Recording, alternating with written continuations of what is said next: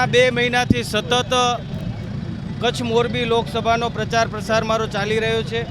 જ્યારે હવે મતદાનને ગણતરીના દિવસો બાકી છે ત્યારે સમગ્ર મારો ગ્રામ્ય કક્ષાનો પ્રવાસ પૂર્ણ થયો છે। 500 કરતાં વધારે ગામડાઓ, 500 કરતાં વધારે નાની મોટી સભાઓ, કાર્યક્રમો, 500 કરતાં વધારે મંદિરો અને 15,000 કિલોમીટરનો પ્રવાસ આ પોણા 2 મહિનાની અંદર સમગ્ર કચ્છ મોરબી લોકસભામાં થયો છે। આજે હવે જ્યારે મોરબી મધ્યે અમે આવ્યા છીએ ને મોરબીમાં આજે ભવ્ય રોડ શોનું આયોજન છે। મોરબીની જનતા મતદારોને હું નમ્ર વિનંતી કરું છું, 7મી તારીખે જ્યારે મતદાન છે ત્યારે અચૂક અને ફરજિયાત આપણે બધા મતદાન કરીએ।